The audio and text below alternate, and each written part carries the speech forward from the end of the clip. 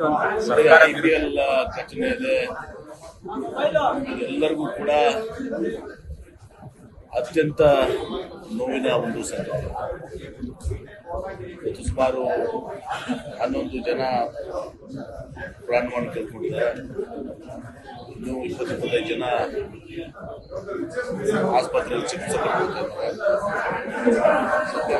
ಬಯಸುವುದಷ್ಟೇ ಏನು ಗಾಯಾಳಿದ್ದಾರೆ ಅವ್ರಿಗೆ ಉನ್ನತ ಮಟ್ಟದ ಟ್ರೀಟ್ಮೆಂಟ್ ಅನ್ನ ಔಷಧಿಗಳಿದ್ರೆ ಖಾಸಗಿಯರು ಕೂಡ ಅವ್ರಿಗೆ ಟ್ರೀಟ್ಮೆಂಟ್ ಮಾಡೋದಾಗಬೇಕು. ಮುಖ್ಯಮಂತ್ರಿಗಳು ಈಗಾಗಲೇ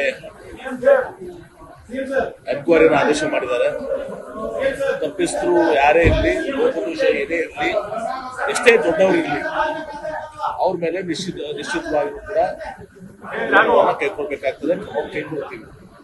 ಯಾಕಂದ್ರೆ ಬಹಳ ನೋವಿನ ಸಂಗತಿ. ಯಾಕಂದ್ರೆ ಬಹಳಷ್ಟು ಮಕ್ಕಳು ಉತ್ತರದಿಂದ ಪ್ರಾಣವನ್ನು ಕಳ್ಕೊಂಡಿದ್ದಾರೆ, ಗಾಯಗೊಂಡಿದ್ದಾರೆ. ಇದೆಲ್ಲ ಒಂದ್ ಕಡೆ ಯಾವ ರೀತಿ ಲೋಪ ಆಗಿದೆ, ಫ್ಲಾಶ್ ಫ್ಲಡ್ಸ್ ಬರ್ತದಲ್ಲ ಆ ತರ ಇದ್ರು ಸಹ ಇದು ಲಕ್ಷಾಂತರ ಜನ ಬಂದು ಈ ಒಂದು ವಿಜೃಂಭಣೆ 18 ವರ್ಷದ ನಂತರ ನಾವು ಕಪ್ಪನ್ನ ಗೆದ್ದಿರುವಂತದ್ದು. 18 ತಾಸನು ಕೂಡ ಗಂಟೆನೂ ಕೂಡ ನಮ್ಗೆ ಅದು ಆ ಸಂಭ್ರಮ ಇರಲಿಲ್ಲ. ಎಲ್ಲೋ ಒಂದ್ ಕಡೆ ಇವತ್ತು ಸಹ ಲೋಪ ಏನಾಗಿದೆ, ಆ ಲೋಪಗಳಿಗೆ ಯಾರು ಕಾರಣ ಏನು ಅಂತದನ್ನ ಎನ್ಕ್ವೈರಿ ಬರ್ತದೆ. ಎನ್ಕ್ವೈರಿ ಪ್ರಕಾರ ಕಠಿಣ ಕ್ರಮವನ್ನು ಕೈಗೊಳ್ತೀವಿ. ಮತ್ತು ಇದರಲ್ಲಿ ರಾಜಕೀಯ ಮಾಡುವಂಥದ್ದು ಅಲ್ಲ.